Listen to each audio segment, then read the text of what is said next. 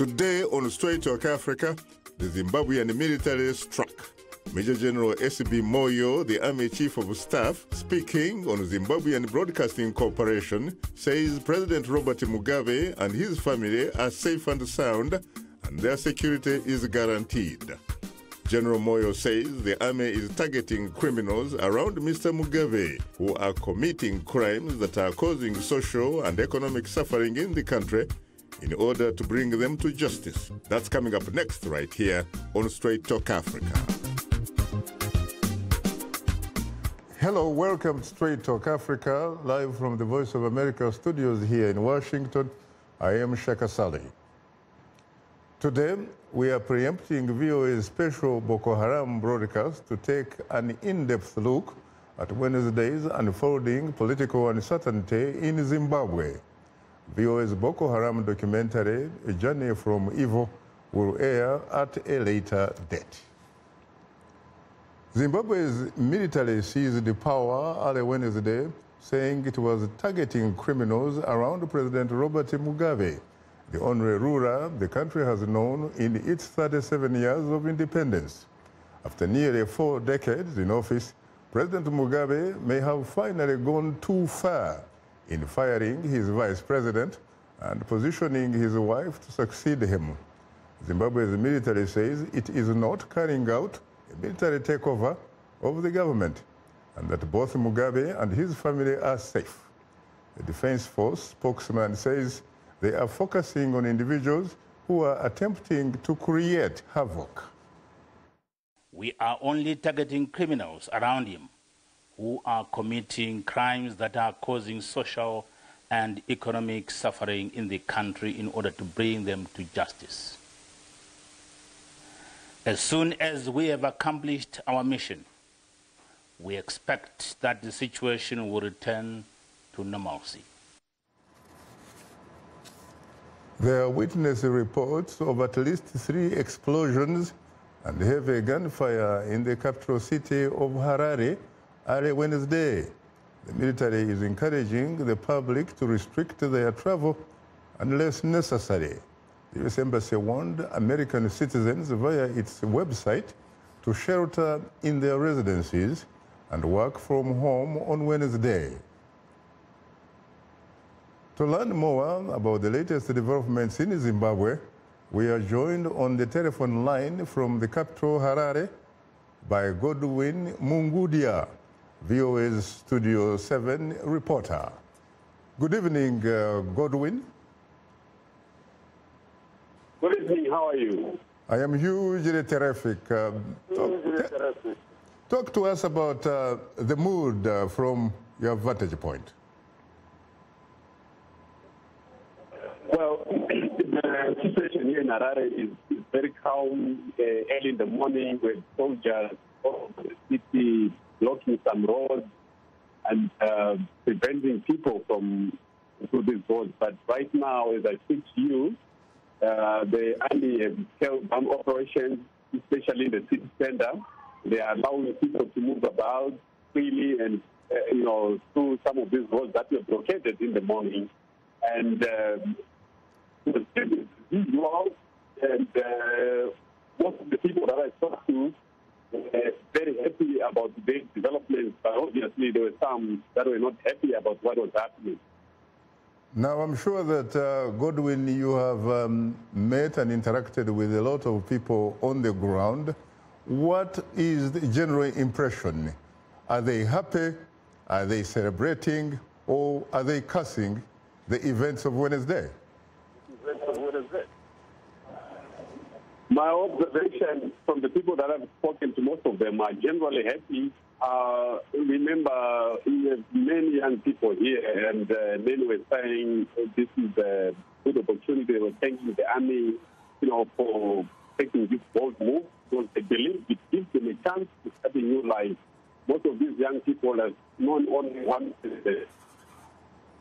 Now, they blame it. From what you seem to say, you seem to portray what, of course, the military is not saying, because the military is denying that it has carried out a coup Are you reminded of what happened back in 1974 in Portugal, the event that is called the Carnation Revolution, when the soldiers toppled the president and many women and men took flowers to soldiers who were driving tanks?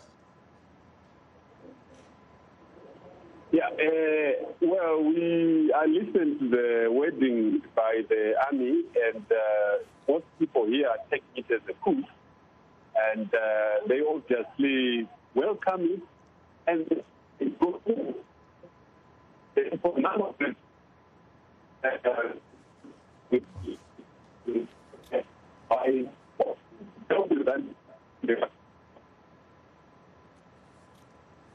Godwin, can you hear me? Hello?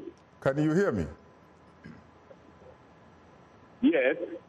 What are the headlines, or some of the headlines on Zambia Broadcasting Corporation television? They are saying it's not a military takeover. They're saying the president is safe, the president's wife is safe, and we now have some youth from his ruling Zambia's party who had denounced the army commander, who are now saying they fully support him, they rally behind him. So that is what is happening now, and people are saying the Zimbabwe Broadcasting Corporation is saying it's a military takeover, but the military is just trying to control the situation. They're trying to deal with the malcontents surrounding the president, who are causing problems in the country. Final question, Godwin, can you confirm for us the news that the former Vice President, Emerson Mnangagwa, otherwise known as the Crocodile, is back in town, in Harare? I can't confirm that yet, but that's what I've been hearing. I'm yet to confirm that, but that's what people have been saying. That's what I've been reading on social media. Apparently, we are told that this is what the sales forces want. They want him, to take over, or they want him to talk to President Mugabe so that they can find a solution. But at the moment, I have no confirmation as to whether he's back in the country or not. But there were rumors that he was coming from South Africa, aided by the South African government, coming to resolve the situation here in the country. Godwin, this is the last question. If you were to talk to us from the deepest, better part of the bottom of your Zimbabwean heart and soul, how do you feel at the moment as you talk to me, given the events that are unfolding in your country? I feel this is a very unique moment. I feel like people want change. This is the feeling that I get from whoever I'm talking to. This is the feeling that I get when I even talk to my family. I feel change has come. I see. Well, on that note, Godwin, it was a pleasure interacting with you, and I wish you and your country and your countrymen and women the best that your country can endeavor. Thank you very much. You're most welcome, sir. Now, joining us here in the VOA studio are two distinguished guests. My colleague, Blessing Zulu, VOA Studio 7 reporter, and Dr. Kenneth Mwenda, Professor of Law, University of Pretoria in South Africa. Well, he was also, of course, a Rhodes Scholar at Britain's Oxford University. Well, gentlemen, I have to be honestly to say that I'm profoundly honored and exceedingly humbled to have the opportunity to host the two of you on Straight Talk Africa. Thank you. Welcome. My friend, my colleague, as a good Zimbabwean, what is your immediate reaction? I think this came as a shock to many Zimbabweans, though, you know, it was bound to happen mostly because of the economic crisis and also, you know, the political temperatures in the ruling ZANU-PF were so high, and the firing of Emmerson Mnangagwa, I think we saw this coming, but you know, it was very fast, you know, because we all thought that Mr. Mugabe had the full backing of the military, you know, but you know, there are just a few tanks in Zimbabwe. No one, you know, is firing a shot at the army that is staging this coup. It's shocking indeed, this fall from grace of the president. Given that President Mugabe has known Mr. Emmerson Mnangagwa since the mid-1970s, were you surprised, shocked that he could actually fire him? I was not surprised because I think Mr. Mnangagwa and Mr. Mugabe, you know, they go a long way. 1976, you know, and Mnangagwa essentially calls Mugabe his father, so they had a very close relationship.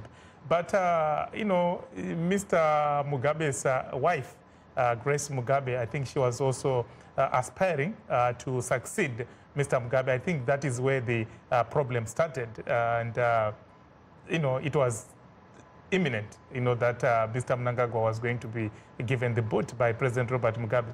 We know, of course, the qualifications of Mr. Mnangagwa, otherwise known as, of course, the crocodile.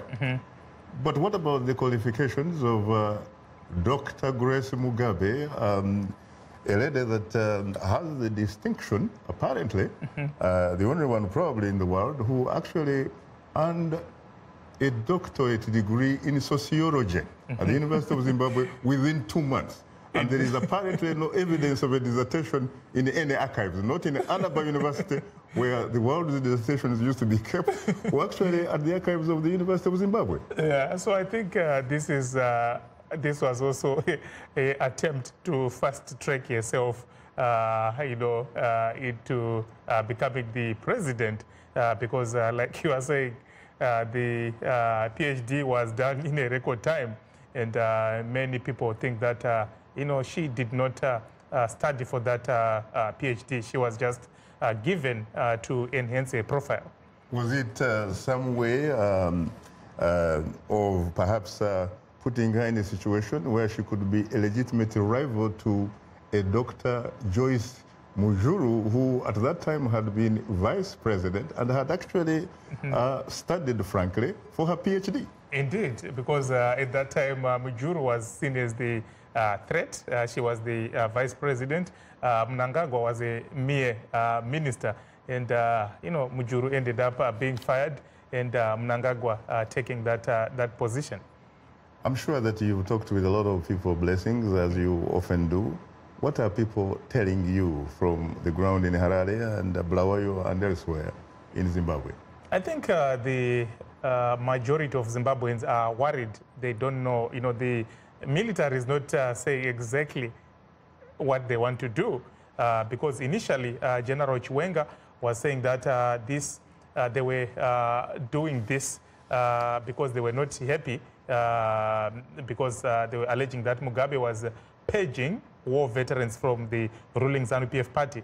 So it was not about the problems that the country is facing, but it was a power struggle within ZANU-PF. So now that there's this military takeover, the majority of Zimbabweans I'm talking to are saying there must be at least a transitional period. You know, they should bring other opposition players, Morgan Tsvangirai, Dumiso Dabengwa, and Joyce Mujuru, and church leaders, and form a transitional government to stabilize the situation. But from what Chiwenga was saying, it appears they just want Mnangagwa to take over from President Robert Mugabe. So it's uncertain. Complete perhaps Mugabe's term until the next elections in 2019? We hope so. 2018, that's when the next election is supposed to be held. But, you know, it's once the military is involved, you don't know. This is unprecedented in the history of Zimbabwe. Very interesting. You talk about General Constantino Chiwenga. We know that he basically became the commander back in 2004. What else really distinguishes him? What makes him tick? I think the fact that he, like Mugabe, like Mnangagwa, like Joyce Mujuru, people who fought the rebel prime minister to quote Shaka, the rebel prime minister Ian Smith, and of course, in the 70s. And of course, by extension, yes. Bishop Abel Muzorewa yes. of Zimbabwe / Rhodesia. Indeed. So that is, where he derives his power from. That he was an ally, of President Robert Mugabe during the Liberation War. He was a senior commander during the war. So I think that is where he derives most of his power from. Are you in a position to confirm whether indeed the crocodile, Mr. Mnangagwa, is back in town in Harare? He was expected this afternoon at around 2 p.m. From South Africa, but we haven't heard much. But this is vintage Mnangagwa. That's how he operates, like a crocodile. That's why he's actually called the crocodile, because, he operates like that. He's a very quiet man, but dangerous at the same time. Yes, he is. Very interesting. When you say this afternoon, are you talking about this afternoon Washington time or afternoon Zimbabwe time? Zimbabwe time, yes. Very interesting. Now, talk to us, Dr. Mwenda. What about you?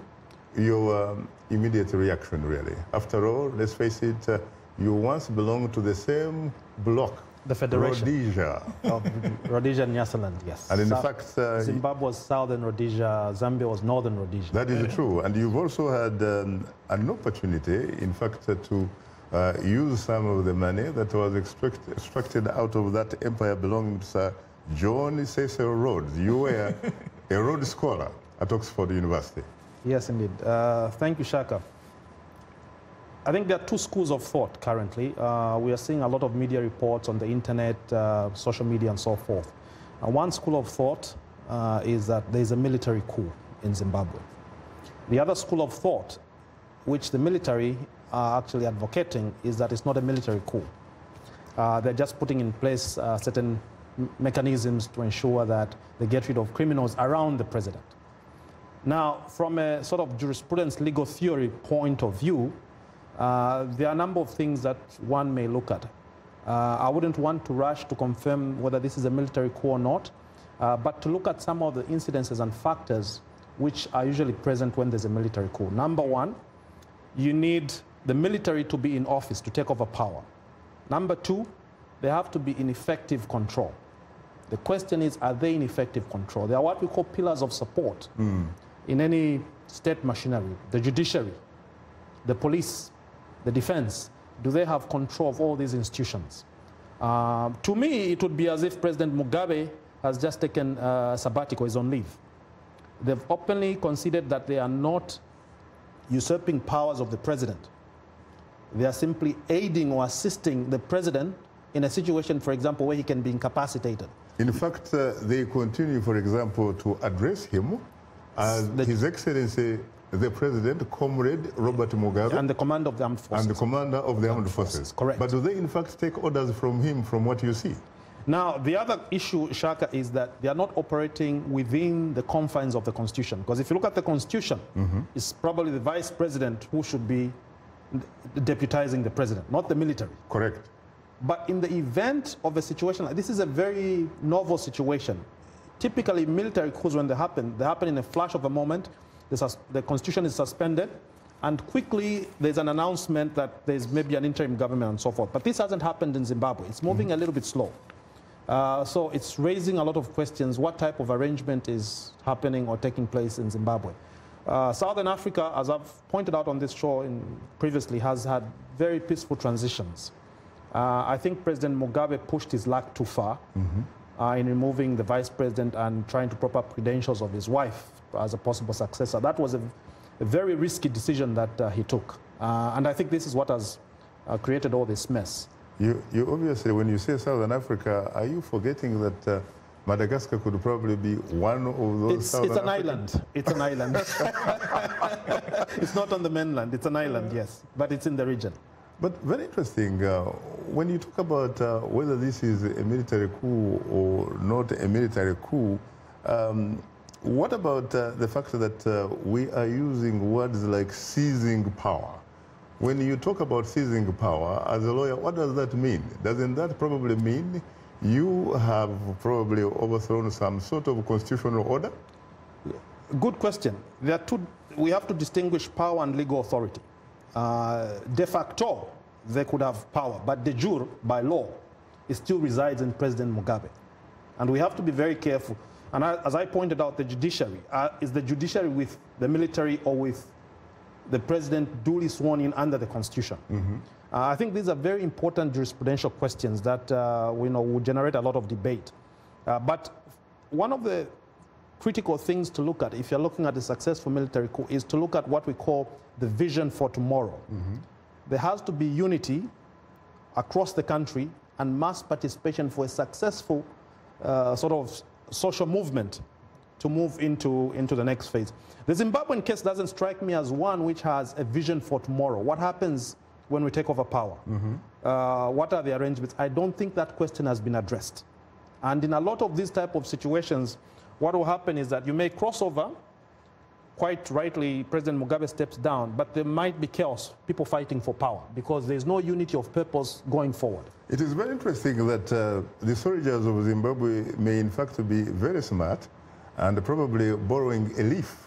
Guess where? From the United States of America several years ago, when the United States, for example, could not describe the events in Egypt that overthrew President Morsi, a man, in fact, who probably the only person that was ever democratically elected in the history of Egypt, the American government could not call it a coup. It's very possible. In international relations, sometimes you have to think strategically about investors. You don't want to scare investors. There's a donor community. Zimbabwe economy has been struggling. So you don't want to sort of create apprehension that there's chaos going on there. So the military, I think, could be acting strategically. We can't confirm, but they could be acting strategically not to scare investors and so forth. But I think it will be interesting to see in the next couple of weeks or so how things will evolve and what the position will be for President Mugabe. How do you respond to some people who are actually saying that maybe the strategy, as a matter of fact, is to bring back former Vice President Emmerson Mnangagwa, have the military meet with their commander-in-chief, President Comrade Robert Mugabe, and in fact persuade him to hand over power to Mr. Mnangagwa so that automatically Mr. Mnangagwa in fact serves the remainder of the presidential term of President Mugabe until elections next year? When we reach that phase, clearly then there's no argument that's a military coup, because then the president doesn't have powers himself when we get to that stage. But at the moment, I think there's a lot of speculation. But if the military were to be in control and hold him at ransom to say, look, you need to cede power to Mr. Mnangagwa, definitely that is by all means a coup. What about bringing in doctors? They could bring in doctors and they could probably check the president and say, this man is senile. Well, that's under the Constitution. You can't call that a coup. That's under the Constitution. If you do that, in fact, that's a smart move. If you do that, you're working within the framework of the Constitution, allowing the vice president to take in, for example, in the event of a president dying, the vice president can step in to act. Most constitutions is the vice president. And I believe Zimbabwe is the case. We've had that in Zambia when President Mwanawasa died. You know, somebody who was vice president came in, stepped in. Mr. Of course, Rupia Banda. Yes, exactly. We had that with Michael Sata. When he died, Guy Scott stepped in. So it's not unusual. But I want to believe that the good thing about Zimbabwe is we're not seeing violence. There's no violence.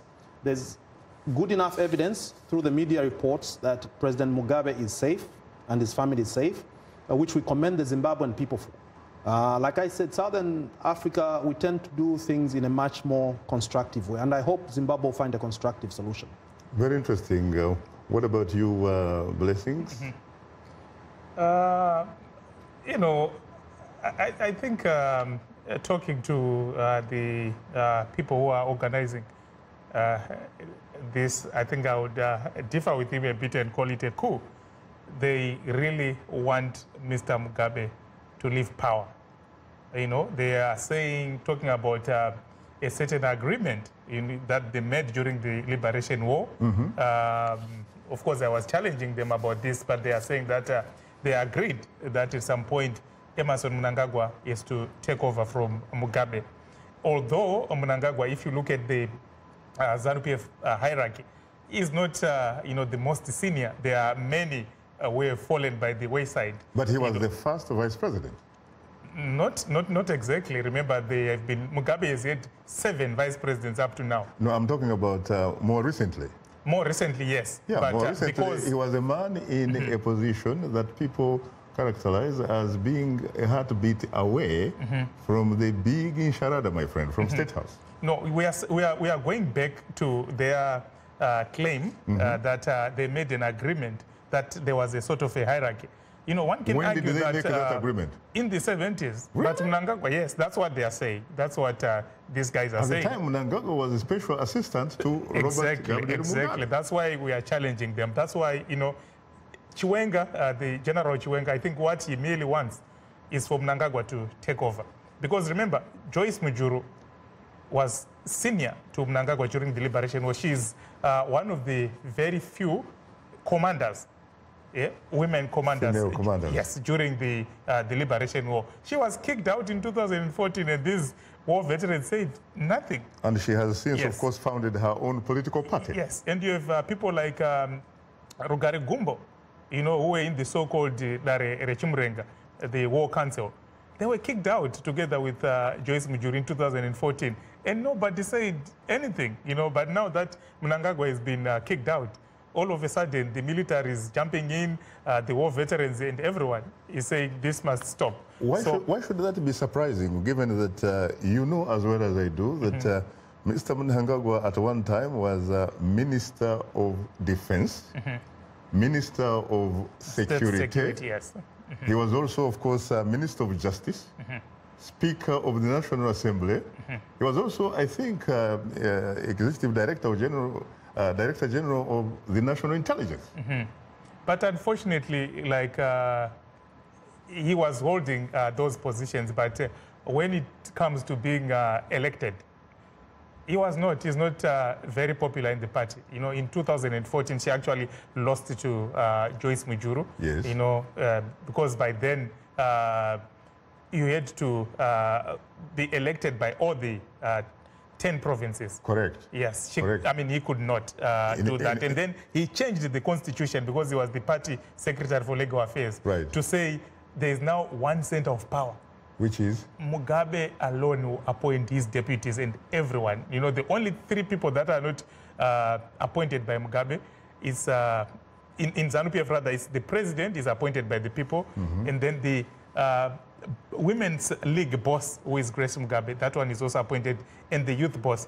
Everyone else in the party is appointed by President Robert Mugabe. So that's how Mnangagwa came in. It was not through an election, but he was appointed by President Robert Mugabe, having changed the party constitution. As a matter of fact, when you say that, it proves pretty much that, in fact, Dr. Grace Mugabe was a very uniquely smart individual, because that's what she has actually been saying. Yes. That power is with the President of the Republic. Exactly. And all these people are appointed by my husband. Exactly. And in fact, as recently as last week, out of the 10 provinces, I think I read that 9 provinces were supporting Dr. Grace Mugabe for the vice presidency. So that is where the problem is, that you know, Mr. Mugabe's deputies are not appointed by the people, but they are answerable to him. Something that Mnangagwa, as the lawyer, is responsible for doing, because you know, he knew that Mugabe was going to appoint him, because they were doing this to say there's a lot of factionalism within the party, so let Mr. Mugabe appoint his deputies. But unfortunately, factionalism has not ended. Because he thought he was perhaps indispensable. Indeed. Very interesting, huh? I know. I mean, the other question that one would ask is on political legitimacy. If Mr. Mnangagwa is not as popular as my brother says here, there is no critical mass of support compared, say, for example, to Mrs. Mugabe. The question is, for how long will he hold if he were to take over power? Very interesting. The problem now in Zimbabwe is, unfortunately, if you look at the opposition, because of the military, you know, the opposition is not able to campaign, for example, in the raw areas. So you look at Mr. Mnangagwa. In 2000, he campaigned in the Midlands province, Kwekwe town to be precise, and he lost the elections. And you know what he did? He moved to the raw areas, you know, where the opposition cannot, and won resoundingly, where the opposition is not allowed to campaign. So this is where the problem is that, you know, the army, yes, I don't know why Mr. Mugabe talks about the army interfering in politics, but if you look at all the ZANU-PF congresses, and everyone in the army attends the ZANU-PF congresses, and you have Chiwenga himself, right, in 2013, saying that I will not salute Tsvangirai if he wins an election. That is correct. Mugabe said nothing. And in fact, during that coalition government, he never probably saluted him. Indeed, he never. He said, I won't attend meetings that he'll be. And then you go back to 2008, there was the late General Vitalis Shinavashi. He also said, you know, as the army, for you to be the president in Zimbabwe, you have to be a war veteran. Part of Chimulenga. You know, this is to make sure that most of these guys in the opposition will never be president. But Mr. Mugabe said nothing. You know, so the military has always been interfering in the politics of Zimbabwe, but Mr. Mugabe has not been saying much. You know, so it's not surprising that it has led to this coup down. Why would you call that as is it interfering or intervening or something? I mean, let's face it, you are not talking about a national army here. You are in fact talking about an armed wing of ZANU-PF. Right. Isn't that correct? Yeah, I think that's where the problem is, right? That Zimbabwe's independence came through the liberation war. So these are comrades, you know, that's what the Chiwengas and Mnangagwas were saying, that, you know, some went into the army, others chose politics. But so they have a sense of really entitlement. Exactly. Right. I mean, the situation in Zimbabwe is very reminiscent of what we used to find in one-party political state systems, where the military is not professional. It's highly politicized. That's a Zimbabwean case, where the military is so much part of the state machinery, highly politicized. Yes, the military, the commander-in-chief is the president, but the military has to be professional. Look at most mature democracies. The military in the US, the military commanders can afford to issue an opinion which goes contrary to what the president thinks on certain policy issues.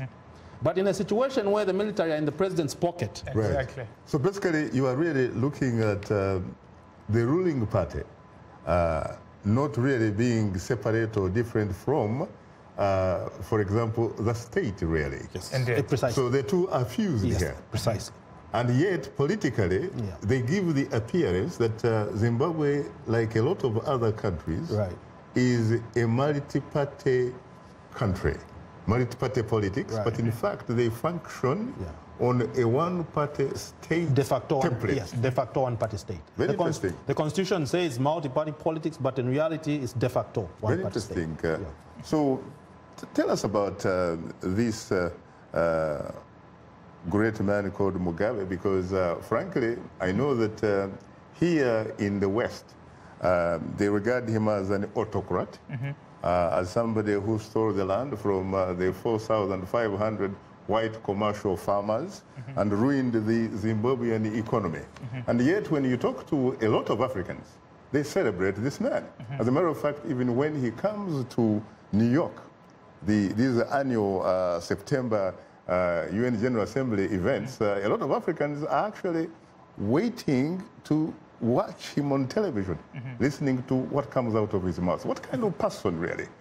is Robert Gabriel Mugabe. What makes him tick? We know, of course, that he was born around 1924. 24, yes. He had his first degree from Fort Hare University in the early 50s in South Africa, and went to Ghana and was anointed probably by the Osajefo, Kwame Nkrumah, and got married to a beautiful freedom fighter called Sally Heffron. Sally Heffron Mugabe from Ghana. Yeah, from Ghana. In fact, from I think Coast Province actually of Ghana, and he's been in power since April 18, 1980. 7 years as a prime minister and the rest as president. What kind of person is he really? I think 7 degrees, by the way, and 7 academic degrees. 3 of them while he was in detention in Rhodesia. And apparently he also boasted of another qualification. And he said he had a degree in violence. I don't know whether you have heard about that.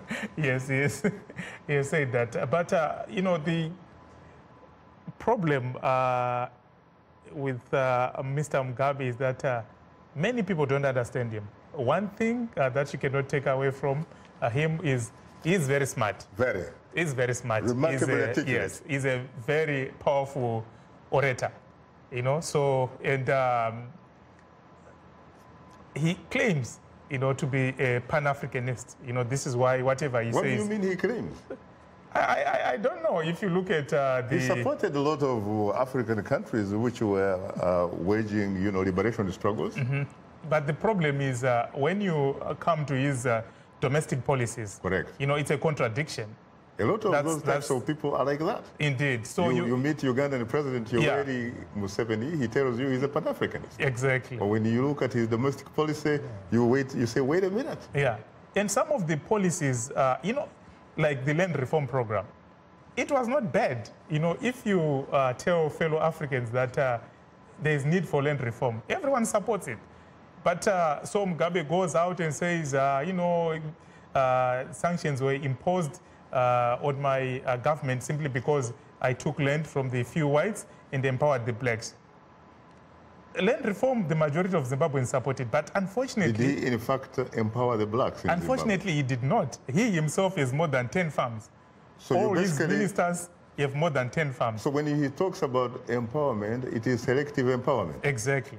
So he's not very different from the whites. Did you have to be a card-carrying member of ZANU-PF in order to have unfettered access to that piece of territory? Unfortunately, yes. And the other problem with that land reform program is that, you know, you had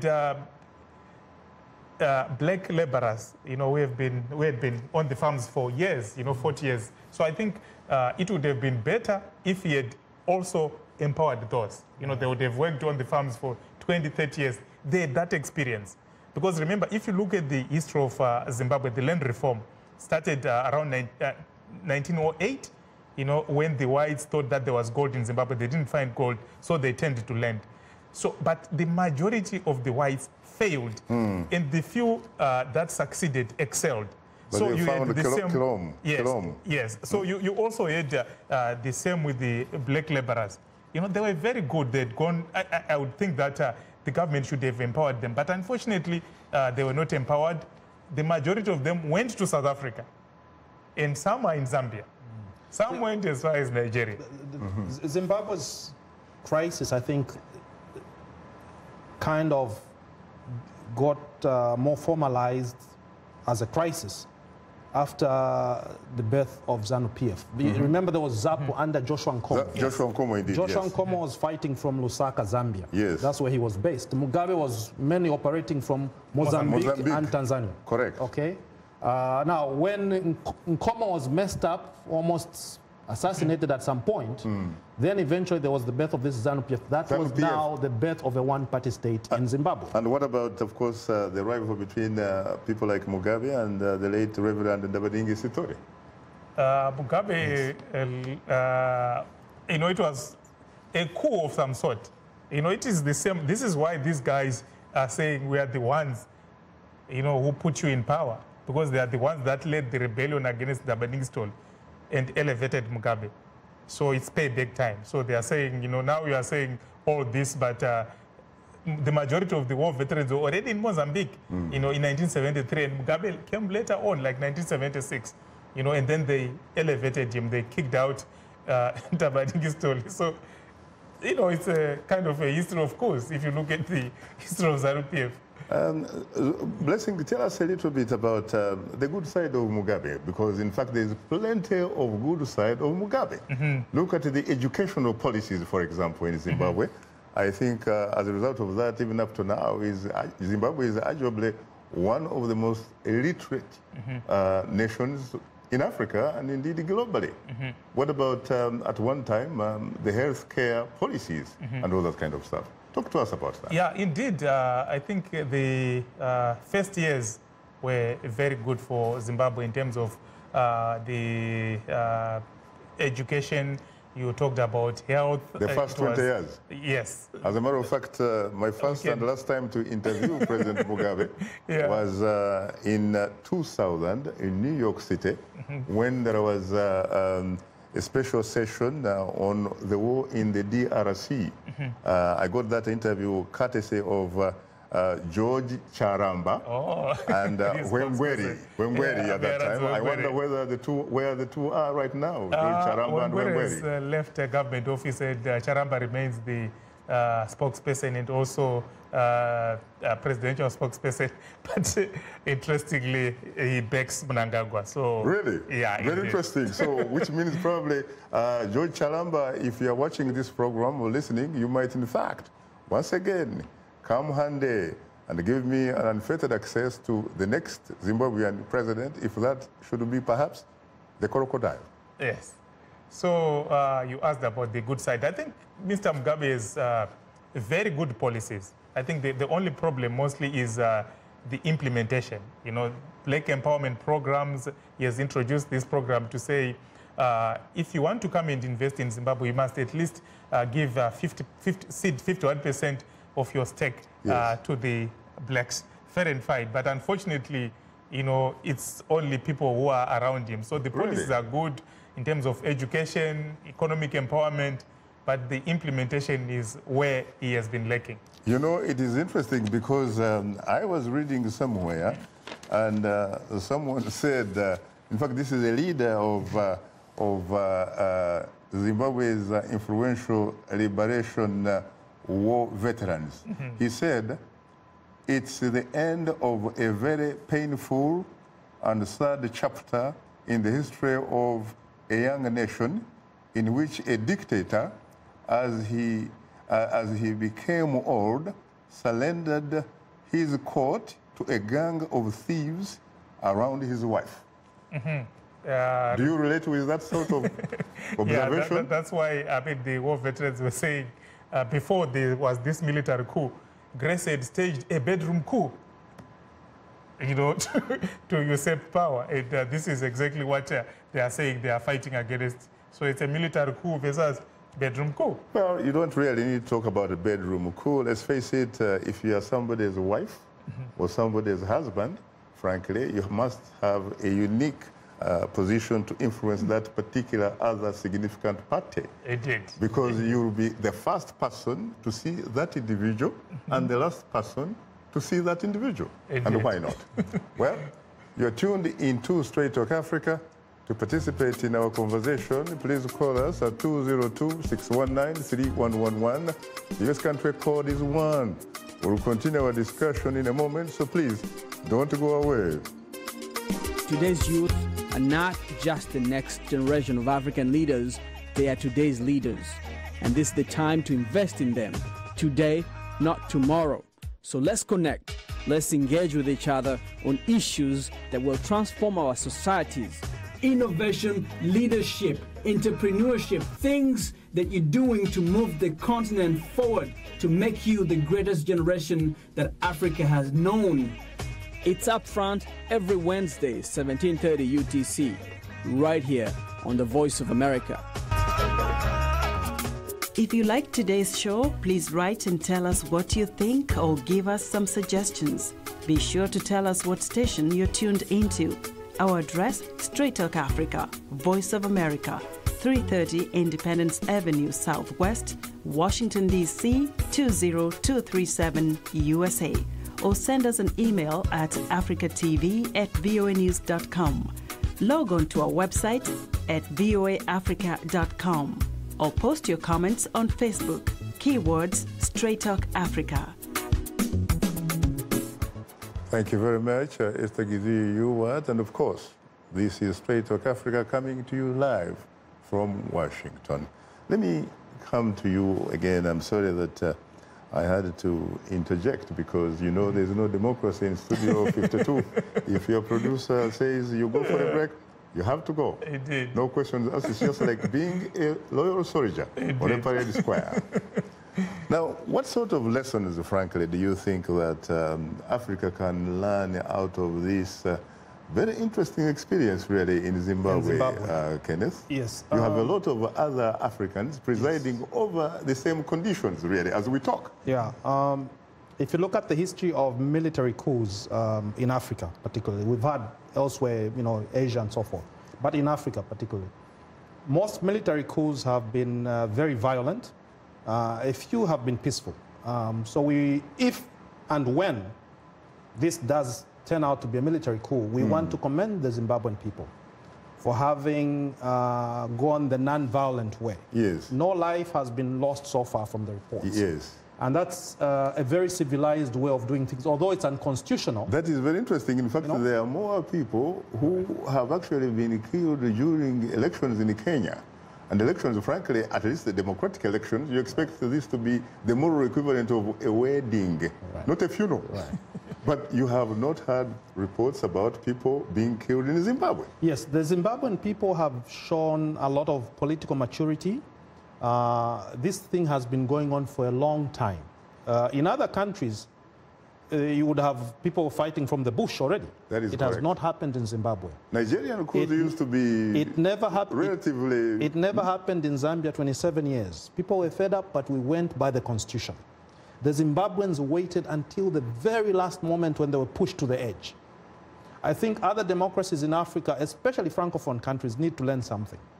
But you probably wouldn't refer what is going on in your country, really, as being democratic, because let's face it, it's a different when question. I was in Lusaka, I mean, I have to be honest with you, there was so much tension, so much that you could probably even cut it with a knife or a spear. Right. People are saying, what happened? Because let's face it, Zimbabwe used to be one of the beacons of hope, frankly, for African democracy. Yeah, what you're seeing in Zambia, the Zimbabweans are likely to go through that. For a long time, we had President Kaunda. The institution of presidency was a myth until Kaunda left office. So now every chancer, every lightweight character wants to form a political party, thinks he can be a president. The presidency has been cheapened. That's the expression I'm going to use. So you find a lot of unworthy characters trying to line up for the presidency. It's going to happen in Zimbabwe. Interesting. Now, Blessings, I know that probably there's no one that has covered Zimbabwe as closely as you have. Tell us, again, I'm talking about what lessons should Africans learn from the experience, really, of Zimbabwe. You have, again, situations comparable in many, many African countries. What is it that you would call or characterize President Robert Mugabe? We know that, of course, he was, quote-unquote, one of those people who fell under the category of we hold, quote-unquote, periodic elections. That's where... Even though these elections were probably neither free, fair, transparent, credible, or verifiable. Some of these elections, in fact, the results did not reflect the will of the people. The results reflected the will of who counted the vote or who announced the results. Indeed. What do you say to some of these leaders in Africa who can be compared to really his particular situation? Because what do you call Mugabe then? Because, yes, he basically was an elected president, obviously with an asterisk. But can you, in fact, call him a dictator? Yes, I would. You have to call him that. And of course, one of the major lessons here is that, you know, Mr. Mugabe is 93. And they say if a corpse stays for too long, it will chase away mourners. I mean, at 93, you have been in power since 1980. If he was to contest next year, because he had already been endorsed by the party, he will be 94. The term ends when he's 99. Yes. There's a problem there. But most fundamentally, it's okay if you are elected by the people. But like you are saying, most of the elections now in Africa, it's what we call electoralism. You know, it's just a ritual to say you are going for elections, but you know they are rigged. So the problem now is, if people don't believe in democracy, you know, most Zimbabweans are resigned. Now they were trying to register people to vote out of a population of 13 million. They are struggling. You know, they said we want to register 7 million. They are struggling. Now they're about 2 million, and the registration closes next month. People don't believe in elections anymore because they will just say they are rigged. They don't mean anything. So if people don't believe in elections, there will be coups. Then they are not, they are not elections. Yeah, so they are probably selections, or exactly. call it another name. Yeah, if I wouldn't say that we must have term limits. It's okay if you want to rule for 30 years, as long as you are democratically elected. So make sure the environment is free and fair, and then, you know, people can believe in the system. That's very interesting. That brings in fact, my question about the stand or the position of the African Union and indeed the international community. Because right now, the African Union is warning the soldiers of Zimbabwe to make sure it is not a coup, because a coup is not acceptable, which is a good thing. What about the fact that African dictators have become very smart recently, to the extent that they no longer need, in fact, to use an AK-47 to either seize power or stay in State House? Basically, all they do now is make sure they rig, they steal an election. What about the fact that the African Union really and the international community should now get into the business of looking at these dictators or leaders who change constitutions, which they swear to defend, to uphold and protect? That in fact, if there is a major constitutional amendment, it should not benefit that incumbent president.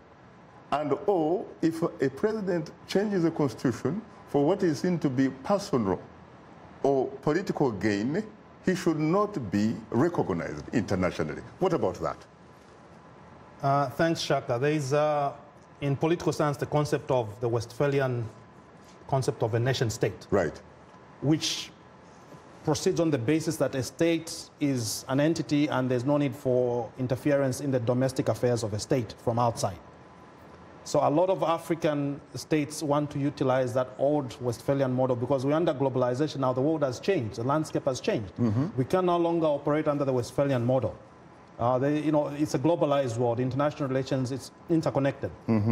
But I think what's really critical, even for Zimbabwe, is, and for the region, Sub-Sahara, Southern Africa region, one thing that is very characteristic of that region is populist leaders. Look at South Africa. Look at Michael Sata, Zambia. You know, those type of populist leaders. I hope and pray that Zimbabwe doesn't go for a populist leader. What you need is quality leadership.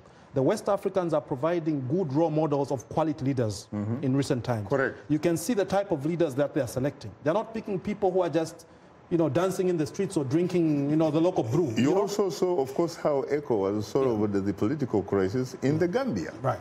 Now, for African Union, I wouldn't say I sympathize, rather I empathize. I really understand where they're coming from. It's more of AU is a political organization, not an economic organization, but so there are politics involved there. And it has no sovereign status. That's the whole thing. But it gets into the business of saying, if you seize power with a gun, we are not going to do business with you. Right. So why can't they also come up with a policy sincerely of saying, if you change a constitution under your watch, yes, we are not going to do business with you? Yeah, ideally, you're absolutely right, Shaka. You've got a good point. Ideally, people would want to see that. But you have to understand also the political culture on the continent. We have young democracies, which are not more than 40 years old, 30, 40 years old. Yeah. Some of the things that we are going through, some Western countries have been through them. Yes. So we are learning. No, I understand. But let's face it. I mean, there are a lot of other countries that seem to know what is happening because, after all, let's face it. Yes. The majority of problems probably point to the weakness of we as individuals especially the educated elite. Because let's face it, the intellectual balance of power has been shifting in our favor. And also the other thing is the institutions, the governance institutions that we have in place, the electoral commissions, and so forth. They are highly politicized and compromised. And therefore you find that some of these things like rigging elections are a cup of tea in a number of these countries. But again, surely, let's face it, the international community should not do business with the people they know have stolen their people's vote. If you have a situation that is very clear, and there are so many really situations that are very clear, that the results of such an election is not a reflection of the will of those people, or the people who came to vote. It's a very risky and dangerous path for the international community to tread if they were to go in that direction. The people who benefit from trade relations, aid, donor aid, and not necessarily the bureaucracy. They may get some money out, but the common people on the ground, health sector, education sector, the poor will suffer. It will be worse. So what about the fact that people like Robert Mugabe, for example, the late brother leader, Colonel Muammar Gaddafi, people like Ugandan Yoweri Museveni, people like Paul Biya, people like Paul Kagame, and all these people actually say that they are freedom fighters. That they are freedom fighters to such an extent that freedom fighters cannot be removed from power with a piece of paper. That these are people who are uniquely gifted in their communities to such an extent that they are like God's gifts to their countries, really. Do you really think there is such a thing? Yeah, I mean, I was fortunate to meet brother leader Muammar Gaddafi in Libya, Tripoli. I did some work for the government of Libya, so I still remember my meeting with Gaddafi. A very charismatic man, and when I traveled to Libya, Libya was a fairly developed country. Now, there's a question in the social sciences. Was that development really, or economic growth? Development is really defined by economic growth and social change, two things. So economic growth was definitely there. The question of social change is a different one. Now, the point that I'm trying to make is that really if you look at economic growth and statistics on the ground, GDP and so forth, these guys are pushing the frontiers. But from a governance point of view, you're absolutely right. Power corrupts, and absolute power corrupts, absolutely. They start off very well, including our heads of state after independence. They started off very well. The intentions were genuine. But along the way, you know, it gets to their head. My brother, you know, there was this American preacher, the Reverend Dr. Martin Luther King Jr., who once said that injustice anywhere is injustice everywhere. That's true. That's correct. Very interesting. Yes, I remember very well visiting Martin Luther King's childhood home in Atlanta. I don't know if you've been there. Yes, and his grave where he's buried. A very charismatic leader he was. But absolutely, Martin Luther King was right. Look, we are not defending African presidents. A wrong is a wrong. Yeah, but I think that we should stay away from this myth of these individuals who are uniquely gifted so much that perhaps their countries wouldn't stay if they lost power. But there's also the argument that Africans, we tend to be too critical of our own systems sometimes. That's true, but unfortunately, time happens not to be our best ally. On that note, thanks to our two distinguished guests, my colleague Blessing Zuru and Dr. Kenneth Mwenda. Thanks to our affiliate stations, along with our viewers and listeners. For many of our Voice of America radio affiliates, Learning English is coming up next. And tomorrow morning, Daybreak Africa with James Bate. On behalf of the Voice of America, thanks for tuning into Straight Talk Africa. In the meantime, get better, not bitter Zimbabwe. And please remember to keep the African hopes alive.